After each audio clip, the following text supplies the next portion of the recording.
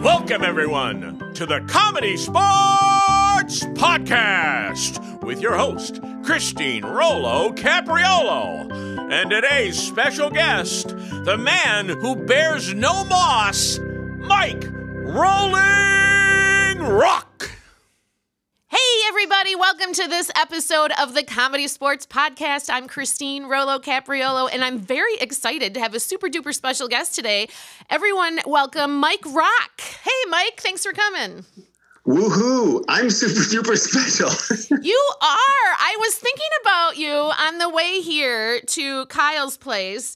I'm a teacher, and when I first got my job where I am currently in Brookfield, Wisconsin, my first year there, to this day, and I've been there over 20 years now, talked about this one principal, Briscoe. His last name was Briscoe, the mighty Briscoe, and how totally amazing he is, and he's amazing, he's wonderful, But everyone just is in awe of him, and that's how I feel about you. Everyone that mentions Mike Rock is like, oh, Mike Rock, and they think he's like, you're this most wonderful, awesome improv person, but I feel like it's been kind of hard to touch base with you, so I'm so glad we got to talk today. Oh, I am too. That's very flattering, and I hope people aren't mixing me up with Principal Briscoe. I never met him. Briscoe, I don't know. Briscoe the Kid, I like to call him. And by the way, thanks, Kyle, for engineering today. Christine, I'm so flattered and delighted to be on the ComedySportz Podcast. It's exciting. ComedySportz is a gigantic part of my life for so long, and yeah, so I really love the opportunity to talk about it. Oh, good. I'm so glad. Well, before we get to how I've heard of you, and I think I met you very briefly in Madison, let's begin with where you're from. Where were you born? I was born at St. Mary's Hospital in Madison, Wisconsin. Madison, Wisconsin. Born and raised, so that's like where you went to high school and everything? Yes. It's the only a city built on an isthmus in North America. An isthmus, for those who don't know, is a landlocked peninsula. It's 90 miles away from Milwaukee, and just a little piece of joy in the middle of the heartland. Madison is fabulous. I love Madison. Do you go back there often or not? I did for many, many years. I moved with a small posse, which we'll get to later, but to New York. I moved very slowly over the course of a couple of years in between 1990 and 1992, and then moved to Los Angeles subsequently about 16 years ago. But while my folks were around, I was back in Madison very regularly. I really loved the respite and peacefulness of going back to Madison. Oh yeah, there's no place like it. I love it and miss it. I was there 5 years, and I wish it was longer. So when you lived in Madison, did you go to college there? Did you study at UW-Madison? I did. Yeah, I was pre-med and a psych major. Really? Yeah. I didn't know that. Yeah, I didn't end up going. I should say that any advice that I give today is not that of a doctor. I didn't end up going to medical school. Okay. So, and I'm not qualified. I'm absolutely happy to give medical advice if anybody wants it. I just want the disclaimer out there. Okay, just so you know. Like Bill Murray on SNL about, who was that? Steve Martin. Who's the barber here? You need a good bleeding. You remember that one? Yes. Who's the barber? The barbers used to do surgery. So I don't want my barber doing surgery on me. That's for sure. Right. Especially now in COVID times, you don't want to go into like a hair cutter and have them start slicing off parts of your body. It's just not good. I mean, I love Al Oldham, but no, I don't want him cutting me up to pieces. So tell me, how did you hear about ComedySportz then, and how did that become part of your life in Madison? So I was in school, so I had been a kid actor in Madison doing Children's Theater of Madison, and I was the kid in a lot of University of Wisconsin productions growing up.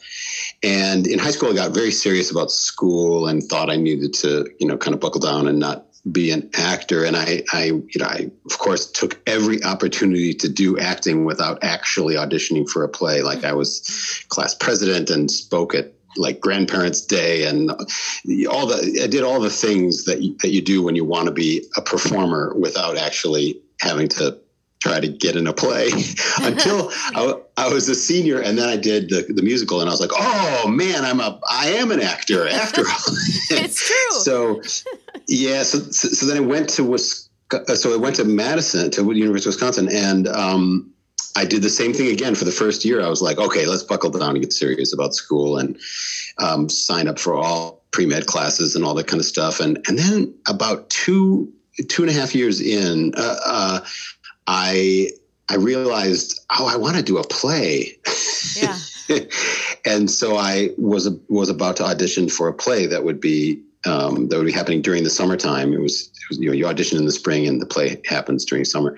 But I should interrupt myself to say that while I was still in high school, there was an improv group in Madison, and I'd never seen anything like it. And one of my older brothers was friends with some of the people in the show, and I went to see it. And I said to my performer self when I was 16 or something, I said, oh my God, that's what I want to do. Well, it turns out that group, some of whom subsequently became friends, was Joan Cusack and Holly Wortell and Pam Thompson and Doug Rand and Jeff Kahn and Evan Gore. And they were called the Ark, and they were created by this guy, Dennis Kern, and his then wife, Elaine Eldridge Kern. And they were doing basically Spolin exercises, Spolin games. Mm-hmm. And they had kind of a pipeline to Chicago because Joan was from there and Holly and et cetera. And I just thought it was the greatest thing. And I auditioned for it and didn't get in when I was in high school. Then I auditioned again when I was a freshman in college and didn't get in. And then when I was a junior in college, I was in this summer play, the Front Page. Some people know the movie His Girl Friday. Okay. And a guy that used to go to the University of Wisconsin got in touch with one of his old people in his department. The person in the department was Bob Skloot, and the guy who visited was named Dick Chudnow. And he came to Madison and he said, hey, I've got this show in Milwaukee with actors and non-actors, and it's called ComedySportz, and it's this Canadian thing, and I want to see if anybody in your theater department wants to do it in Madison. And so after finding out about this, a few of us that were in that play were like, yeah, that sounds cool. And I was like, improv, I know what that is. I saw these other people do it. Uh-huh. And they wouldn't have me. They didn't like me. And so the first quote unquote audition that Dick and John Bank and Karen Kohlberg ran in Madison was Jeff Kramer and Teresa Lyons and Jay Indick and Lorraine Barr and David Miller and Leslie Hollander and Brian Capel, who were all part of the University of Wisconsin Theater Department as either grad students or undergrads. And then Richard Wilgrubs and Jennifer Rupp, who eventually, I guess, married the boss. Yeah. And Pat Walsh and Brian Capel. Anyway, Dick just said to us, like, you're all great. So you are going to be the show. Like it wasn't an audition anymore. It was just, you're going to be the show. And, so you're like, eat that, Ark, huh? Well, what happened was the Ark, I had auditioned for the Ark, for a third time, a few weeks before the first ComedySportz Madison workshop with Dick. And I auditioned for them. And after the first ComedySportz thing with Dick and Karen and John, he had said to us as we were all leaving the school, the classroom at the University of Wisconsin Humanities Building, he had said, you're all in. If you want to be in the show, you're all in the show. And so I went home, walking on air. I was just very excited.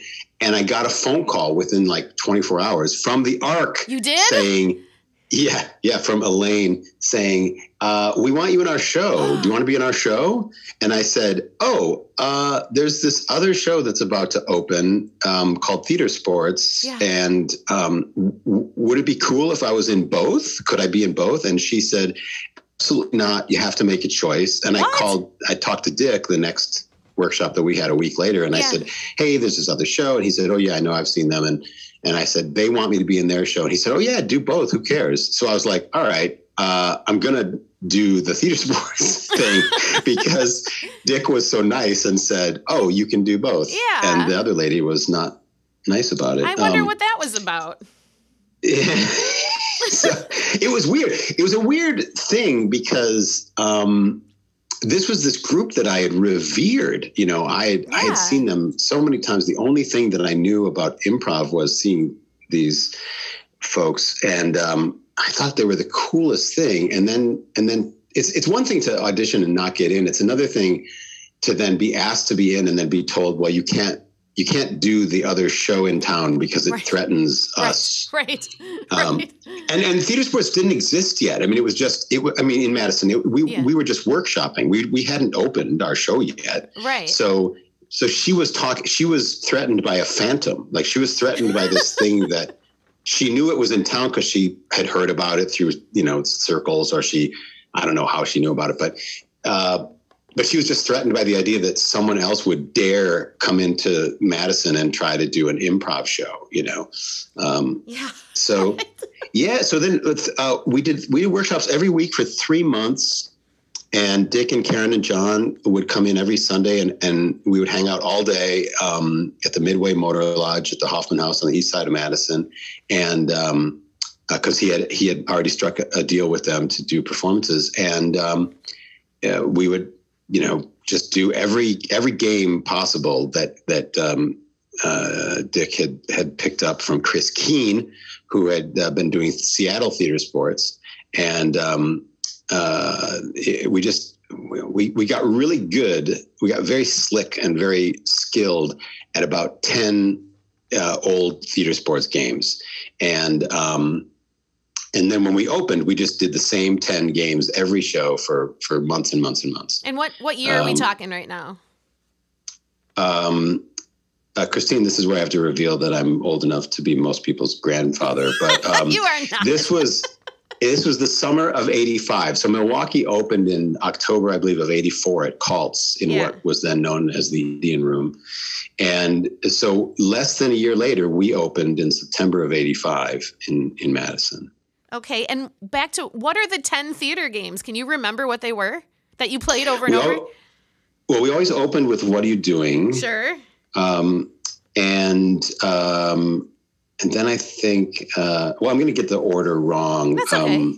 Because other people have better memories than me. But we did "What Are You Doing?" Of course, our halftime break was always 5 things, and then we would do 5 things with an audience member to prove, I guess, our honesty about it or something. Right. We would do what was called team choice and then team challenge, which meant that you could say to the other team, we challenge you to do Dr. Know-It-All, or arms behind expert, and storytelling. We always did storytelling every show, which in CSz parlance was story die. We did in place. We eventually incorporated in place of 5 things. We would do what was called Chain Murders, but then we changed the name to Chain Murder Mystery. Oh, I love that game. It was also known as Chain Death Murders, which was so weird. So I guess the individual the games that you could challenge the other team to included stuff like replay or opera or what was called foreign expert or foreign translator, which are 2 different things. Yeah. Foreign movie was a thing. Right. So it was just a handful of what the Canadians call handles, or what we would call games. Okay. And we just wore them out.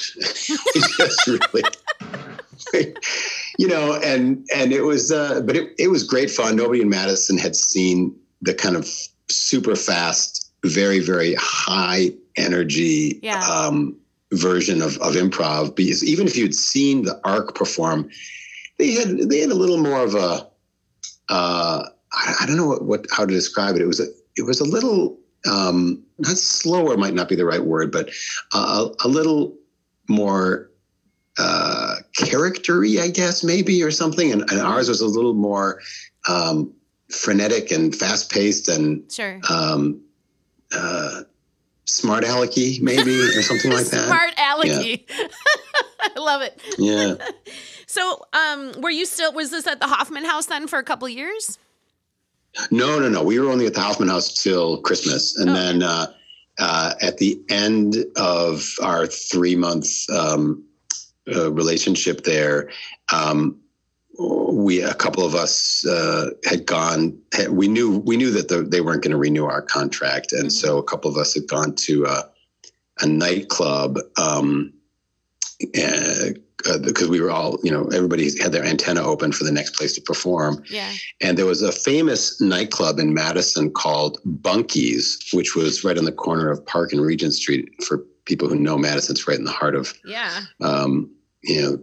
things, so to speak. And it was a famous music club in the 70s and the early 80s. Oh. And people like the Ramones played there, and Elvis Costello, and a bunch of bands had played there. And then later, when it had become a different thing and a different thing and a different thing after that, right. Nirvana played their last Madison gig there in 1990. But anyway, in 85, a guy had purchased that place, Bunky's, and his name was Steve Zingsheim, and he called it Zingers, and he wanted it to be a stand-up comedy club, and so.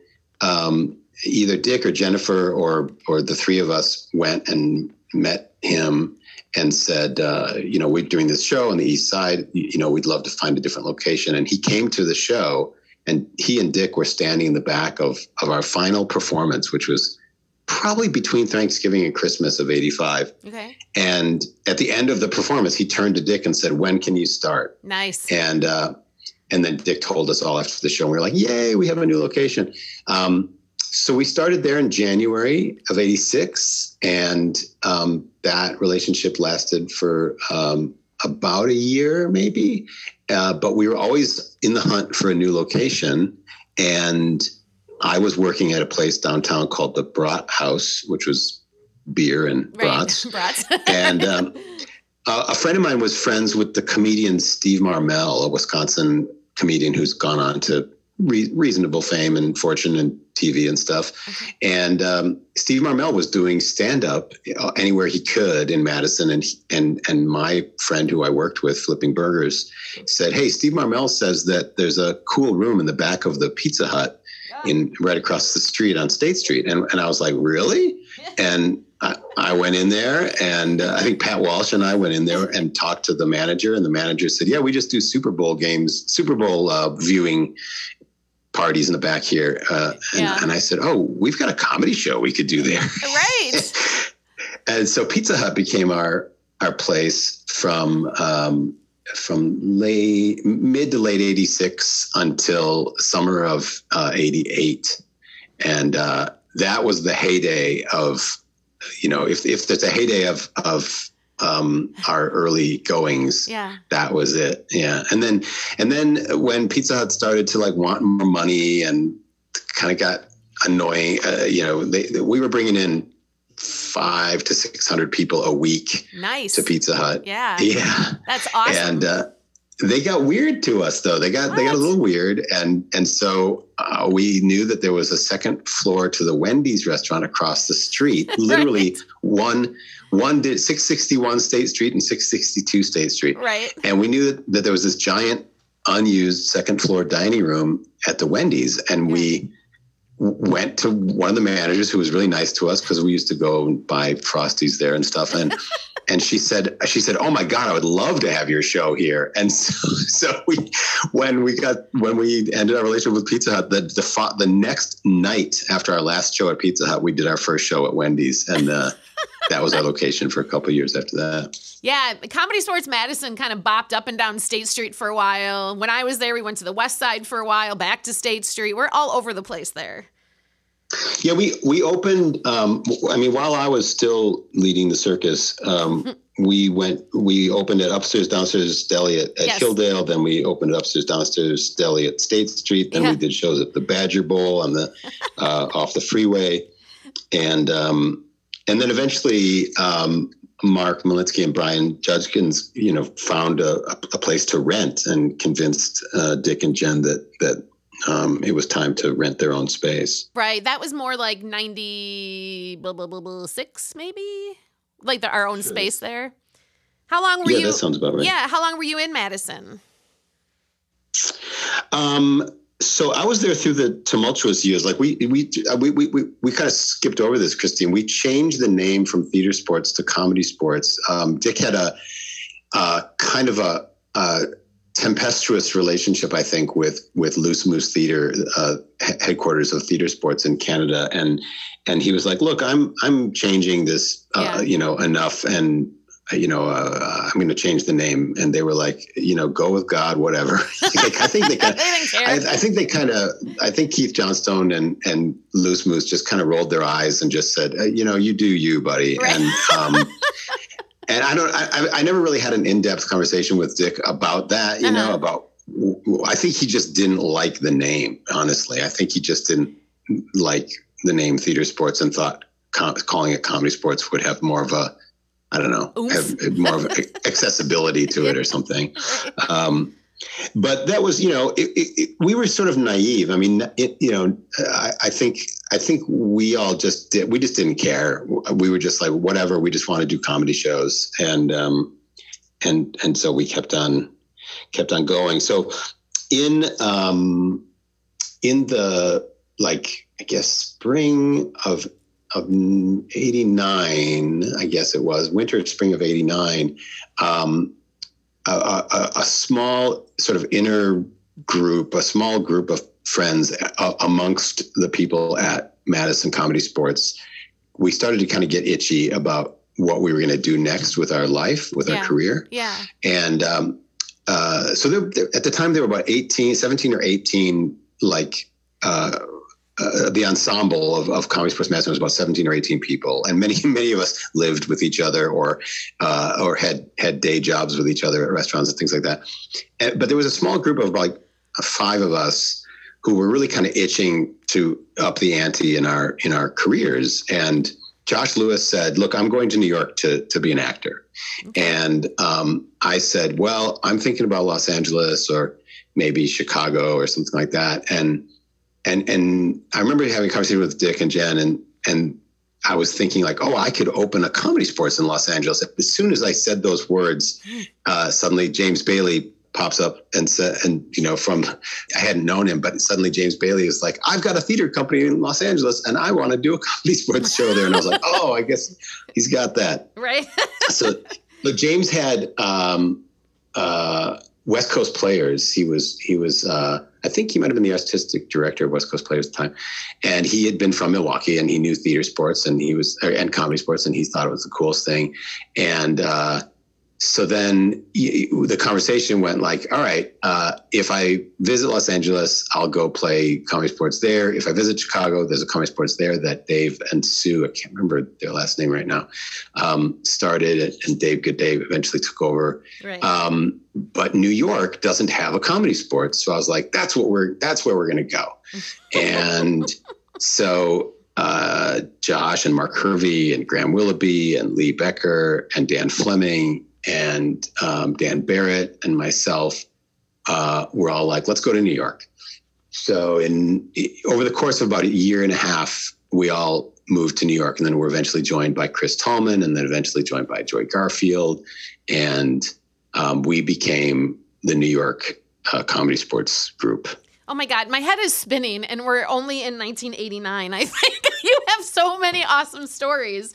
How did you start then? Well, yeah, like deciding, okay, we're going to go from Madison to New York, and I'm just going to start a ComedySportz in New York. I mean, New York, how did you do that?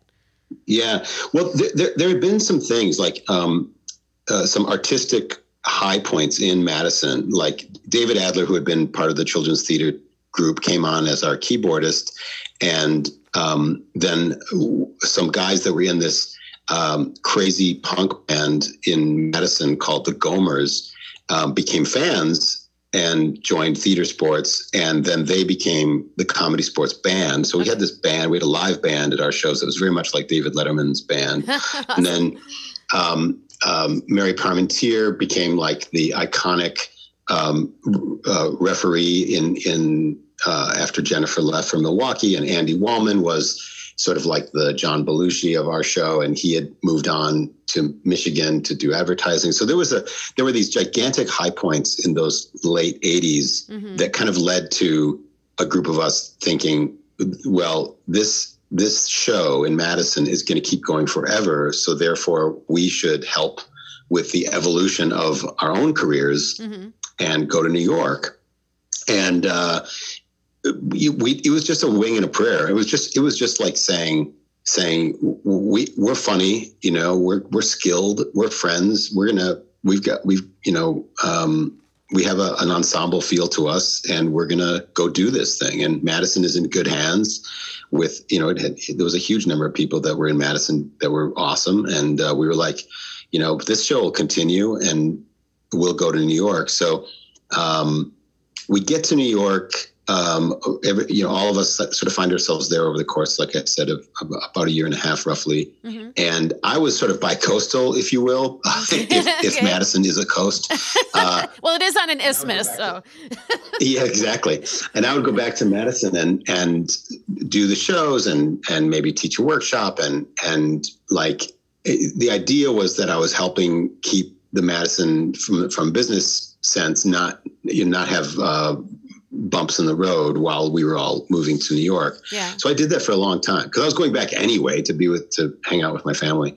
And in New York, we just pulled every string we had. We talked to every friend we had who was in any way, shape, or form involved in the performing arts, and also who worked at restaurants and bars. Yeah. And we found a party room in the back of a bar, and again, just walked around the streets of New York handing out flyers and started doing shows in the back of a bar called the Telephone Bar on 2nd Avenue in New York.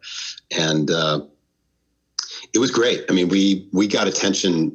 It was magic. We got attention right away. We got written up in newspapers right away. And we had people from other groups coming right away. I should also say that after I had started telling people that my group, part of the Madison ComedySportz group, was going to become a satellite and move to New York, I was telling people, and people would be like, "Oh, that'd be great. You're gonna be great." And other people would say like, "Oh man, that's risky." Oh. I remember the guy that was in charge of all the Ronald McDonalds of the Midwest, AJ, who was a Milwaukee icon as Ronald McDonald. He took me aside at a party, a ComedySportz party in Milwaukee one time, and said, he looked at me like really seriously and said like, "Oh, you're taking your friends to New York. That's very dangerous there. You're going to be responsible for whatever happens." I mean, I'm not even giving you half of how dark he got with me just then. He imitated getting stabbed and said like, one of these guys gets held up and that's going to be your responsibility, buddy. I hope you're ready for gray hair. It was really shocking, but we had a soft landing. We had a lot of good friends that were in the NYU theater program, NYU film program, and so we just knew a lot of people. And when we opened, I think we had we packed the room. We had standing room only in our first performance. I mean, the room was tiny. It only fit like 45 or 50 people, but we knew we were going to be okay. Yeah. Now, were there other improv troupes in New York at this time, or were you one of the God, first? yes. There were groups that have been going on for 20, 25 years. There was a group called Chicago City Limits and Gotham City Improv and the Improvables, and every way that you can twist and turn the word improv or New York City into the name of a group those groups were there. And, but many of them were super nice people and welcomed us, wholeheartedly. A lot of them bristled at the gimmick of the sort of baseball uniforms high energy, frenetic aspect that was the ComedySportz show. They kind of bristled and said, like, come on, just wear regular clothes and just, go up and do scenes and be funny. And we were like, no, this is the way it goes, but they were super nice. Most people that were in the established New York City improv scene were super nice to us and welcomed us to like tournament type things that they had and jams and stuff like that. And they were really cool. I should say that before I had officially full on moved to New York, I started getting the New York Times in Madison. Yeah. And one day I had a phone message from, I've been teaching since the beginning of Theater Sports back in 85. I've been teaching workshops in improv and acting at the International Thespian Society, the Educational Theater Association. So I've got all these friends for many years, and from that, and someone left me a phone message that said, "Congratulations on your move to New York." And I was like, "Wow, how did that guy from Utah, from some theater teacher from Utah, know that my group was going to move to New York? That's weird." And I was getting the New York Times, and I opened up the New York Times that day, and he had included in his message, I saw it in the New York Times, and I was like, "What?" And I opened the New York Times, and on the front page of the arts section of the New York Times in like 89 or 90 or whatever it was, before I had fully moved to New York, I mean, I had an apartment there, but I hadn't cut all ties yet or whatever. Yeah. I opened the paper, and there's a front page of the arts section article on New York theater sports. And there is a photo. Okay. And in the photo, it's got these people in this funny position. They're doing like, moving bodies or something like that. Yeah. And it said theater sports member Michael Rock does a game called, Hanneken bodies with an audience member at the recent theater sports show at the such and such theater. Yeah. And, that was weird because it wasn't me. Because there was a theater company in New York called Freestyle Repertory Theater, who were the official New York City licensee of the Loose Moose Theater Company in Calgary to do theater sports. They had the regional license to do theater sports in New York City, and we didn't know it. We didn't know. Oh, no. We didn't know before moving to New York that there was already a group there called Theater Sports, that had the same origins that we did. That was the weirdest thing. And a guy named Michael Rock in the company there. And another guy named Mike Rock. So turns out that guy had gone to University of Pennsylvania with Jeff Kramer. Oh. And Jeff had told me about him years earlier. And I don't remember, by the way, right now, Christine, because of how memory is weird. Sure. I don't remember if when I looked at the New York Times, if I said to myself, "Oh, that's the guy that Jeff Kramer went to college with." I don't remember if I did that. Kudos to me if I did do that. But but so we were doing the show, and things were going great. And we were getting written up in we were getting in all the listings, theater listings and comedy listings. And we started immediately within, 10 minutes of arriving, we started writing comedy. And so we would do a ComedySportz show. And at the end of the show, we'd do 10 minutes of sketch comedy. And that was the beginning of all of our, for the 6 or 7 of us that first went there, that was sort of the beginning of all of our forays into professional acting and comedy and stuff. And now, is that scripted group? Is that what the Bert Firschners is? Yeah. That's what we didn't have a name yet at the time, but yeah, that was what we were, what became the Bert Firschners back then. And where did that name come from?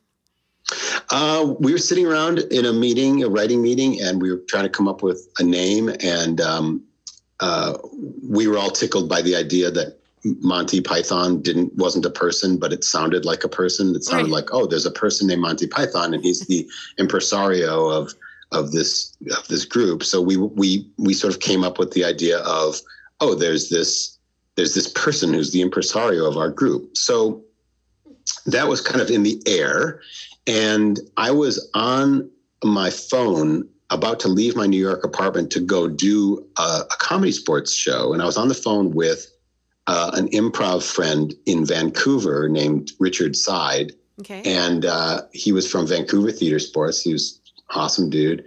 And I should also say right now and interrupt myself yet again and say there is another Richard Side who also does improv, which is so weird.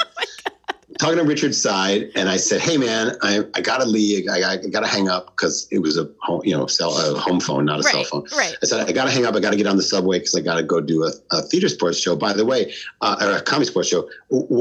Tell me like a word or a phrase that I should include in the show in your honor tonight." And just sort of a thing that you do. Like sometimes you have a family member in the audience and you'll name a character, the name of your family member who's in the audience visiting the show. Right. Yeah. So I wanted to kind of do that for him because he was a bit of a improv hero for me. And I said, what word should I put in the show tonight? And he said, just make a reference to name a character, Mr. Ferschner. And I said, what? That's the weirdest thing. And I wrote it down on a piece of paper, and he laughed that I agreed or whatever. And I did that, and it got a laugh from the audience and the guys on stage. They thought after the show, they were like, God, what was that name you said? That was the weirdest name. And I said, I was on the phone with Richard Side in Vancouver, and he told me to say Mr. Ferschner. And we would laugh, and we thought it was hilarious. So then when we're trying to name our group, I just blurted out, what about Mr. Ferschner, the funny thing that, that we've been using in the show, the character. And so then somebody else said, there's got to be an alliterative first name. Yeah. And Mark, I think, said Bert. and then we changed it to Ferschner instead of Ferschner. And that's where the name came from. But we never admitted that for many years. Every time we did an interview or talked to anybody at a comedy festival or something, we would make up our rule amongst ourselves. We had to make up a fake origin story for the name. What was the best fake origin story? Do you remember? So I think that he was the first, before the Wright brothers, he was the first failed test pilot of a plane that actually got a plane up in the air, and nobody heard of him because he died or something like that. Because he died, yeah. There was also professional bowling guy. Nice. There whole, you've only to go to your local public library microfiche and find old articles where we're mentioned, and you'll find a bunch of different origin stories. And then eventually people caught on because when they did research on us, they were like, I read a couple articles by you guys. And that'll be my next episode, all the origins of Bert Ferschner. Yeah. That's wonderful. So throughout your time in New York, why do you think, right away you said your first show there was sold out and you were received really well. There were other improv groups already there established. What did ComedySportz do to make themselves stand out? Well, we weren't afraid to walk out on the sidewalk and the streets and hand out flyers for our show. Mm-hmm. We weren't afraid to call everybody we all knew, and extended family and extended friends, and tell them that be bold and say hi, I live in New York now and I'm doing a comedy show. You should come and see it. We just had this attitude of shake all the trees, tell everybody, there's some old saying in advertising that you go to the highest peak and shout about your product until people start listening to you or something like that. I can't remember what it was. It's probably less eloquent than that. Because I'm pretty sure that sounded pretty brilliant. It really did. I'm writing it down. Yeah. Go to the highest peak. That's it. Ding. Ding. Mad Men. So we literally printed postcards. Everybody in our group that knew the address of anybody in New York City, we started compiling a mailing list, and we would make postcards, and we just really told everybody, and we would drop off flyers or postcards or 2-for-1 passes or whatever at anywhere in New York that there was a pile of cards about local theater or local comedy clubs or something. Yeah. Bars, restaurants, just anywhere that there was like a little stack of grab this flyer as you're on your way out of this establishment. We would, in an unauthorized way, put ours there as well. And we were pretty relentless about press releases too. We really wanted to get into the theater listings, and this all came from, and the comedy listings, this all came from we did the exact template in Madison, although Madison being a city of, 250,000 at the time, right. And New York City being 8 million, it was a different game, a different animal, but we did the same template, That's what you had to do before the internet. I mean, it wasn't just social media. It was literally going out with postcards and posters and calling people and trying to get in newspapers. And, it sounds like. Yeah. This was a time when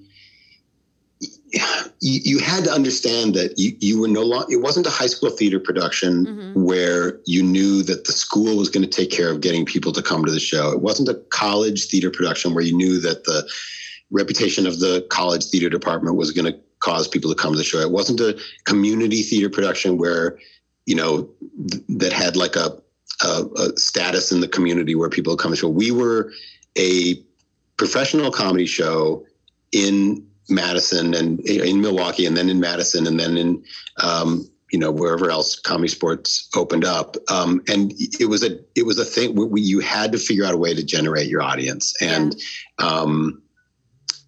we had to be unabashed about walking up to strangers on the street and handing them a flyer. And that started in Madison. We walked up and down State Street in Madison in our ComedySportz uniforms, handing out flyers. So we did the same in New York. Yeah. Oh, that's wonderful. And now it's just click a button, right? Well, that's absolutely true that social media has made it really easy to promote. But keep in mind, social media has also made the fire hose of information coming at people pretty relentless. So yeah, for sure. It's the same game applies. You still have to get your name and your show, whatever your show is, in front of people's eyes. But you also have to have a good show, and you also have to get people to talk about your show, and try to get the press to talk about your show if it's possible, and cross-pollinate with other theater groups or other comedy groups and clubs and festivals. And I mean, it's all the same principles of how the word gets out apply. It's just maybe a little easier than walking up to strangers in Times Square and handing them a flyer for your show. Right. Right. Now, how long were you in New York doing ComedySportz? So we opened in August of 92, and then in like 99, 2000, a lot of people may not remember. Well, old timers will remember this, but young timers won't remember this. There was a brief shining moment when ComedySportz was about to maybe become like the Starbucks of comedy in the country, or the McDonald's or the Kmart or whatever you want to call it, because this venture capitalist and his business partner were really interested in trying to do that. They wanted to have 100 ComedySportz locations in every strip mall in the country, and they came in and struck a deal with Dick and Jen to do we're gonna franchise ComedySportz. We're gonna create a Bible like Kentucky Fried Chicken has a Bible for their franchises, and and create this thing. And it really in sometime in 99, 2000, it really seemed like it could conceivably happen, but they kind of turned out to be not super people friendly people, and Dick was ever faithful and was like, look, we're going to make it happen. He would come to, we have these managers meetings at tournaments and things like that. And he would say, like, look, I know they're businessy people, but it's going to work. We're all going to benefit from this. It's going to be great, and managers around the country started to become a little skeptical about these guys. And there was this weird thing, because these guys were based in New York, or actually Connecticut. There was this weird thing that happened to me, not to sound like, oh, woe is me, but I think there was this perception from comedy sports managers around the country that I had some special relationship with these guys, when in fact I was really not digging them. so they kept on saying to me, like, "Oh my God, your space." We were in the back room of this really great bar in New York called the Telephone Bar, as I said, but it was a tiny little space. And they said to me, "You got to close your show. Your show is, you guys are really funny and really talented." And by this time, I should say that Colton Dunn was in our show, and Victor Varnado and Eric Noble. And we had a bunch of really funny people in our show, and we were having a great time, and the Bert Ferschners existed, and we were doing shows elsewhere. And this guy came to our show and told us, "You're too good for this venue. You got to close your show." And we were like, "What?" So then it wasn't asking anymore. And he actually closed our show. I mean, he said, "I own the rights to Comedy Sports. I have a deal with Dick and Jen, and I can say where Comedy Sports can be."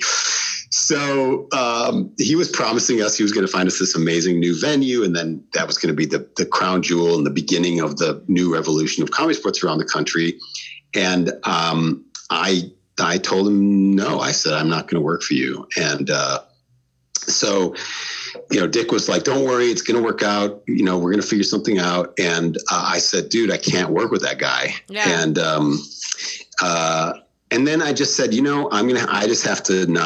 I have to not deal with this anymore. So I stopped talking to that guy, and I told Dick, he's pressured me to close our show, and it ended badly.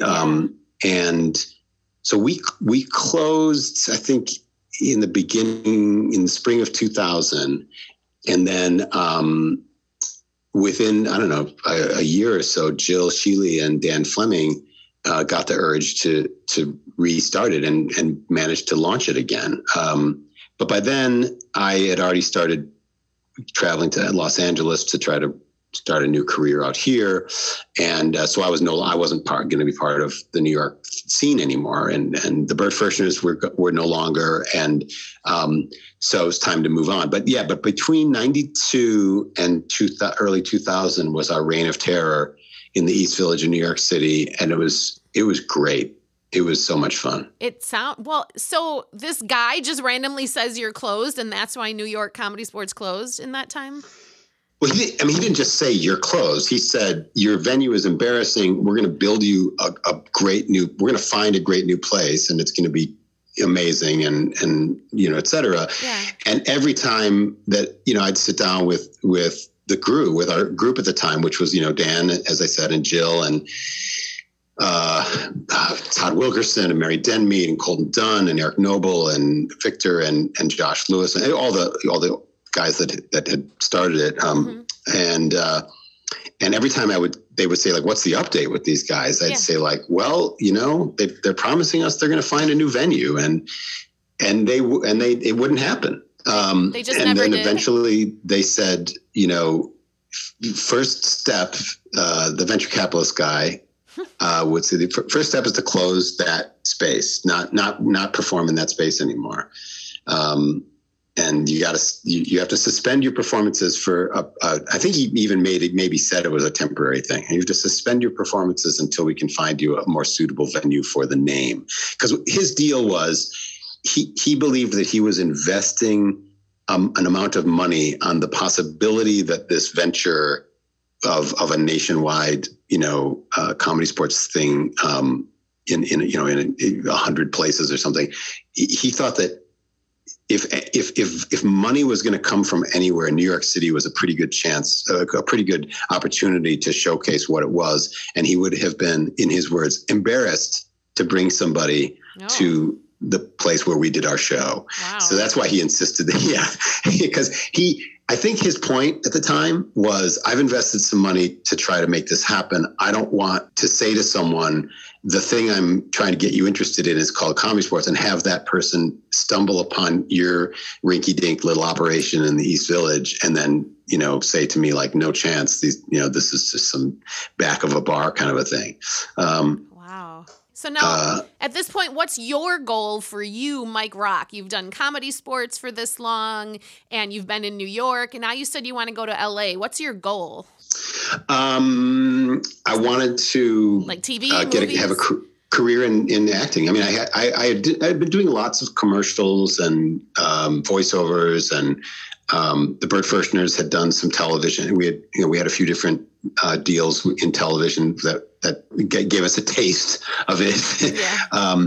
And we knew that Dan Harmon and Rob Schraub and Peter Alberts had taken Scud to LA and had started having some success there. And by then, by 2000, oh my God, I mean, they all had careers. And Chris Tallman had I think by then had already moved to LA and started working, and Kurt Scholler and a whole bunch of Wisconsin friends of ours had moved to LA and had careers, either in screenwriting or in television or in commercials and it just seemed like, to me personally, I was like, what am I waiting for? I mean, it just felt like the right thing to do. And, but in my own personal style of torturing myself, I again chose to have one foot on both coasts for a few years before finally settling in one place. Before you committed to LA? I mean, I was mentally committed, but I guess I wasn't physically committed until I got a pretty decent job out here. So now, did you do Comedy Sports in LA? Like, did you go to James Bailey and start performing there? No, I got to LA and it just didn't seem like, to me, like I know that even earlier than that, a lot of people that were doing Comedy Sports in one city would uproot and move to another city. A lot of people fell in love with somebody from another city and then would move there and et cetera, or just wanted to expand their horizons. And the fact that a Comedy Sports existed in another city was of great appeal, which is great and wonderful. And I supported it and thought it was awesome. I mean, we welcomed a bunch of, like I said, a bunch of Minneapolis folks and had a great time, et cetera. But for me, I kind of thought to myself, I'm an actor. I had gone deep into acting school by then. I rediscovered, I guess what you'd call traditional acting or traditional acting training or something by the late 90s, early 2000s. And so I started studying in professional acting programs and thought to myself, I'm gonna go to LA and do acting. And it was weird. It's like I know that probably had I knocked really hard on the door at Comedy Sports and they probably would have said, come on, do shows. Right. But I didn't. I think I remember at one point James saying like, hey, if you want a place to work out, we do our main company rehearsals on Wednesday nights or whatever it was. And you're welcome to come and use the gym. But it took a couple of years before I started doing shows there. And I didn't do Comedy Sports shows there. I did other shows there. Matt Young and Andy Goldblatt had a show called The High that was a long form teen soap opera, and then later the Downton Abbey spinoff improv show that we did, but called Manor House Manor. But it wasn't. It just didn't seem like acting or career, not career. That sounds kind of crass. It didn't seem like acting or comedy progress for me to do Comedy Sports. It felt like it felt a little maybe convenient and not necessarily goal oriented for what I was trying to do with who I am on stage, I guess is the best way to put it. Right. I felt like, I'm, like to use a terrible analogy, I felt like, I'm a good skier. I could go on I could go to all of my favorite ski places, or I could go to a new ski place and see what that's like and see what that challenge is about. And that's kind of what it was. It was more like, a different focus on acting. So I studied acting. I didn't do I didn't do the Groundlings or Improv Olympic or UCB or anything that was established in LA when I got here. I didn't want to do improv comedy. I wanted to be an actor. So how did ComedySportz prepare you for that, though, for LA? How did it prepare you to become an actor? Well, it's funny because having been an actor kid when I was really young, I had the inclination and or aptitude or whatever that is from when I was a child, and it was more like whatever I was exposed to, I was going to try and see how it worked. And so ComedySportz was just a thing that, or rather the arc was a thing that I saw and thought, oh, I could do improv comedy. And then when Theater Sports, when Dick brought Theater Sports to Madison, and then it became ComedySportz, et cetera, it was just the thing that seemed like the most apt expression of who I was. It just so happens that as circumstances went, I became in charge of it. I mean, it was like, oh, Dick and Jen are going to go to Milwaukee, or Jen's going to move to Milwaukee, and Pat Walsh moved to Washington, D.C. And, everybody's leaving me. I guess I'm in charge now. So it kind of, it took over my life. Doing the comedy part of ComedySportz was fantastic. Doing the business side was sort of like a great way to make a living. And the fact that I could quit my restaurant job was great, but it really did take over. It really didn't let me pursue a career in acting. And I was fine with that for a long time. Mm-hmm. And then after we moved to New York, it was not able to make my living anymore because, New York, you'd have to be a hit off-Broadway show or Broadway show to make a living in New York running a theater group or a comedy group, or you'd have to use the Second City model and start a school and have the school actually make your living. But we didn't do that. So I had this itch as an actor, as a performing artist, as a creator, that wasn't being scratched because there wasn't time. I didn't have time. Being the business person, I didn't have time to, pursue other things. And in terms of ComedySportz preparing me, it taught me how to get on stage anywhere, anytime, with anybody, in front of anyone, and create something instantaneously such that you could completely adaptable to almost any circumstances. Now, there were some circumstances where even the best plans for a comedy show go awry, when you have a giant venue with terrible lighting and sound and the audience can't see or hear you, then the show isn't going to go that great. Right. But ComedySportz was this amazing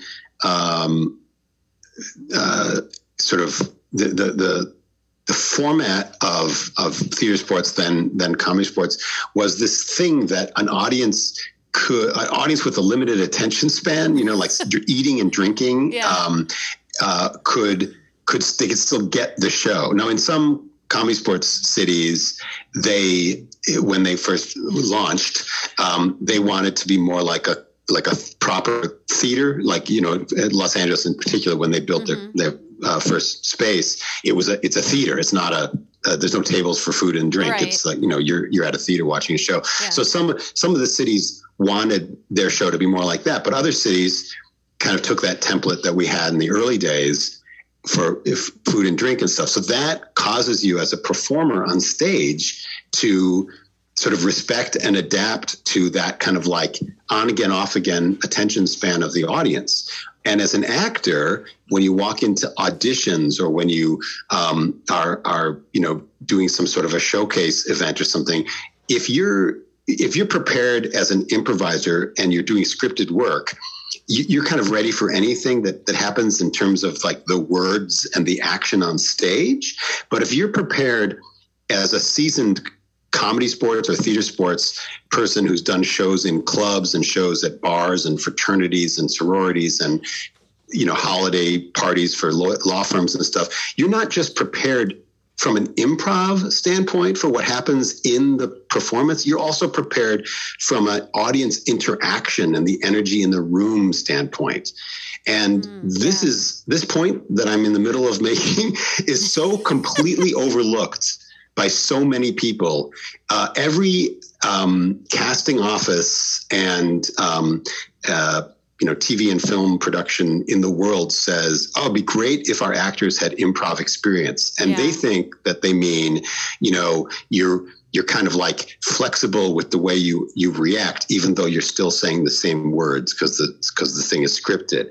And in some cases, of course, when they say improv experience, they mean we literally want you to make some stuff up in addition to what's written. Sure. But what people miss that only happens with a lot of experience doing shows where the audience isn't giving you 100% of their attention all the time, what people miss is you become really flexible and really adaptive to getting people's attention, holding people's attention, right. Being willing, not being hurt or distracted by the fact that there's a push and pull and a give and take going on with what's going on stage and what's going on in the audience.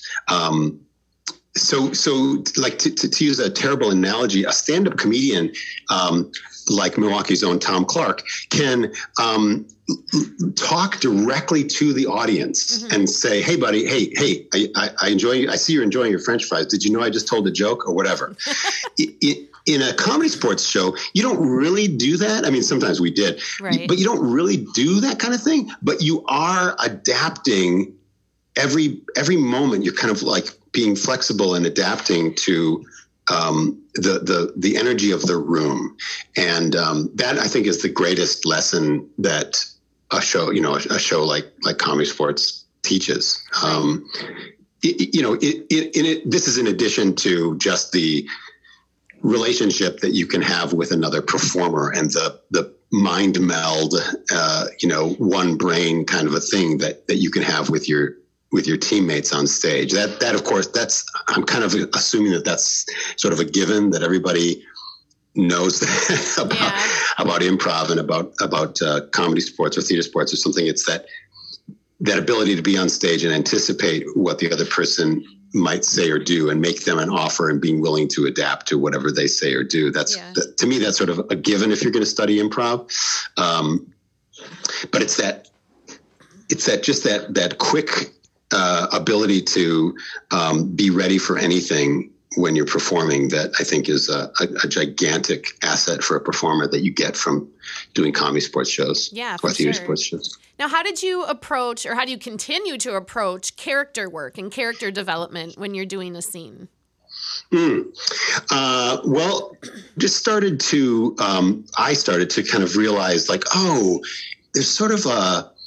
there's a rich benefit to walking on stage and having as a top priority developing a very specific character, like developing a person that has very specific wants and needs, status, condition, et cetera, in relationship to the other characters as early as possible in a show, as a kind of an offer. To make those choices for yourself is an offer to the rest of the ensemble. And I learned that, from doing these other shows, doing these quote unquote long form shows. And it was a huge gift because when you're doing I'd been doing scripted work for so long by this point that I had kind of lost the spontaneity or instantaneity of improv. Yeah. And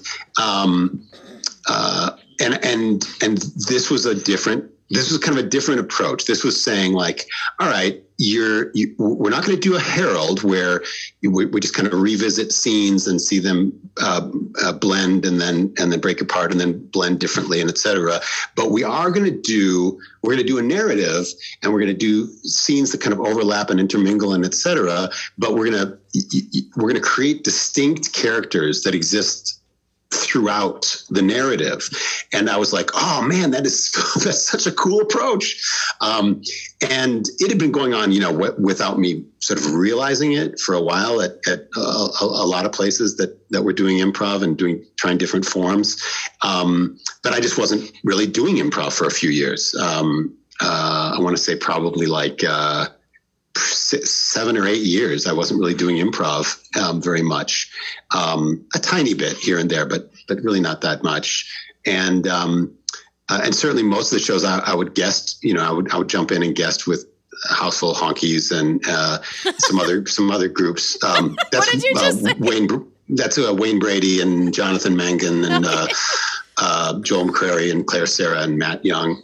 And but when I would guest with different groups and stuff, I wouldn't be thinking like develop a character, blah, blah, blah. I would just be thinking have fun, be funny, enjoy, connect to the other performers. But then I started seeing more shows from this group called Impro Theater, which was the original LA Theater Sports group. And the Bert Ferschners had met the LA Theater Sports people back in like 88 or something at the Big Stinkin' Improv Festival in Austin, Texas. And we thought they were cool. We were like, you guys are funny. We're not doing theater sports. Our show is called ComedySportz, whatever it was.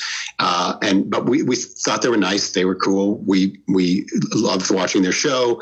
And that was it. And then a few years later, I sort of realized, oh my gosh, all those guys that used to be LA Theater Sports are now called Impro, and they are doing full-length plays and improvised full-length plays. And I was like, oh, that is the coolest thing. And I've met those people. I know those people. I've met those people.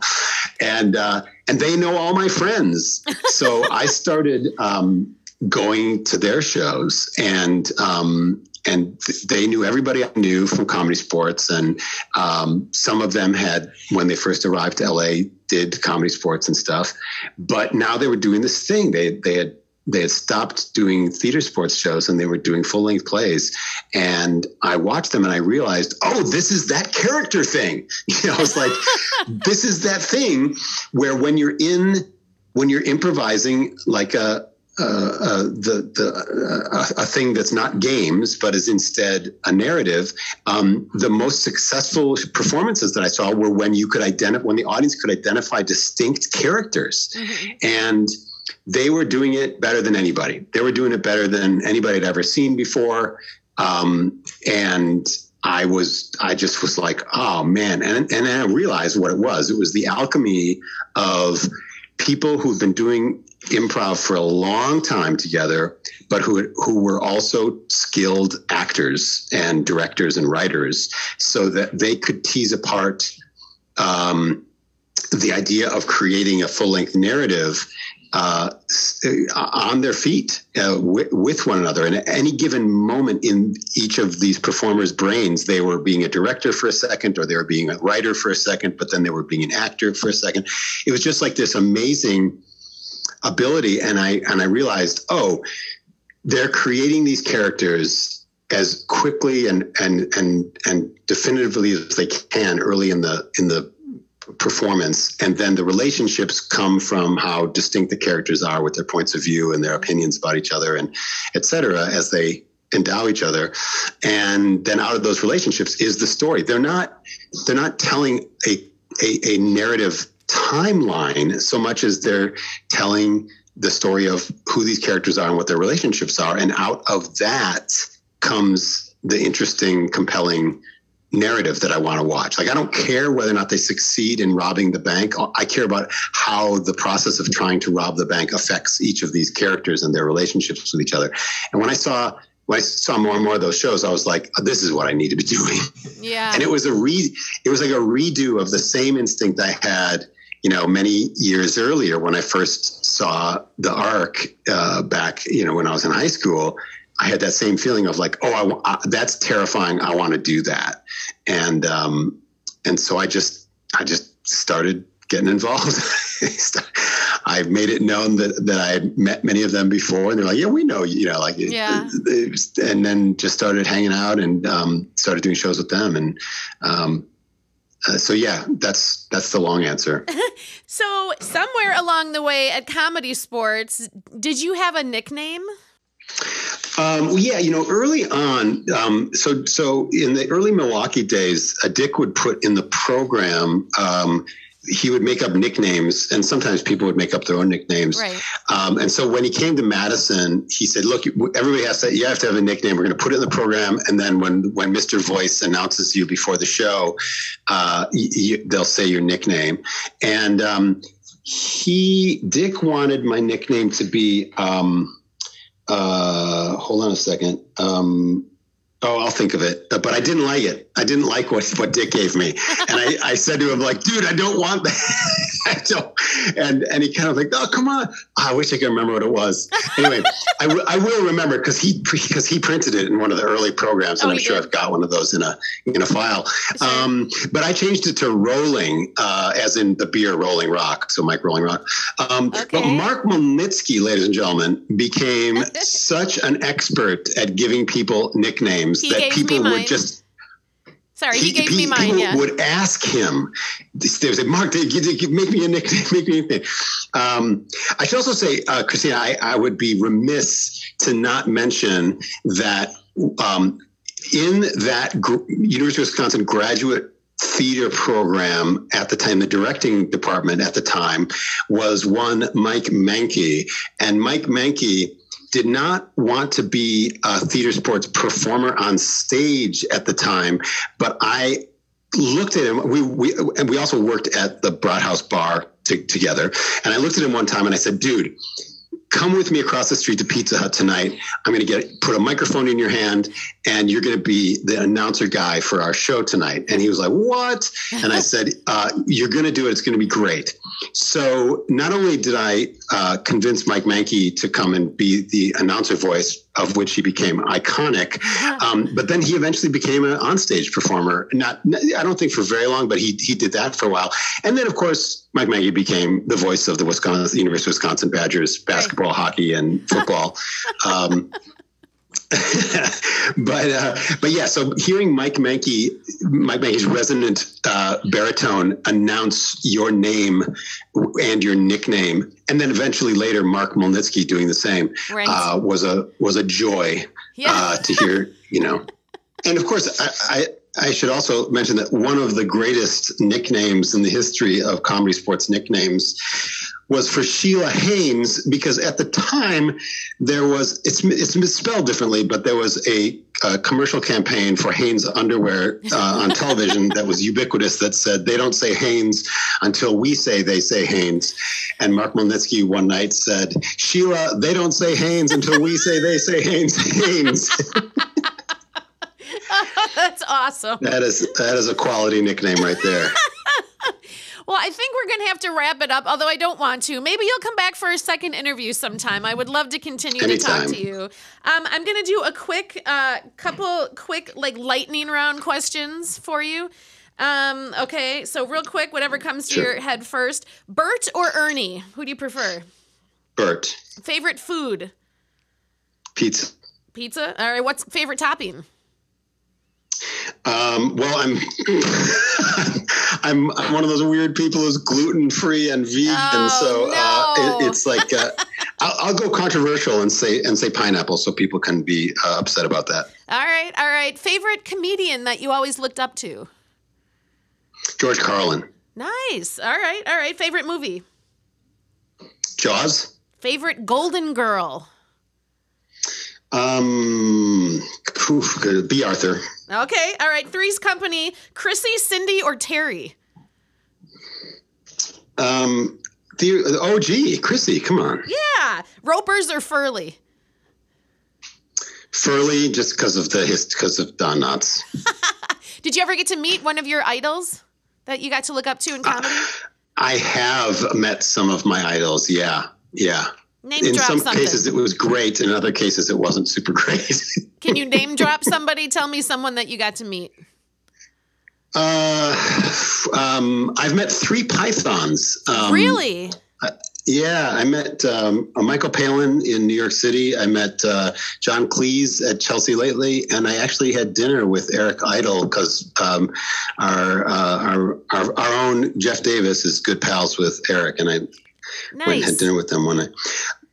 Awesome! Wow.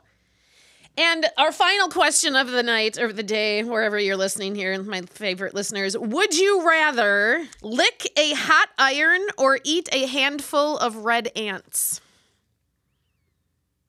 Red ants. Really? I was going for the iron. No, red. Come on, red ants. Listen, ants have a good deal of antium in them, and antium is that's an element that people just don't get enough of. It's very difficult to get enough antium in your diet. So you eat a handful of red ants. I mean, it depends on how big the hand is, but if you eat a handful of red ants, you've got antium for probably weeks or even months at a time. So yeah, you're good. Hot iron, that would hurt your tongue if you licked a hot iron. It would probably burn it. Red ants would like bite you and your tongue with the ew. Real okay, all right. Well, you learn something new. Just depends on how fast you chew, Christine. Mike Rock, I can't believe I finally got to talk to you today. This has been fantastic. Christine, it has been my absolute pleasure. Thank you so much for having me, and thank you, listeners, for listening. Mike Rock, everybody, thanks so much. The Comedy Sports Podcast is produced and engineered by Kyle Hanneken. Our announcer is PJ Rockwell. Feel free to like us on Facebook and follow us on Instagram. Comments and inquiries can be sent to the ComedySportz Podcast at gmail.com. Created and hosted by me, Christine Rollo Capriolo. Catch you next time.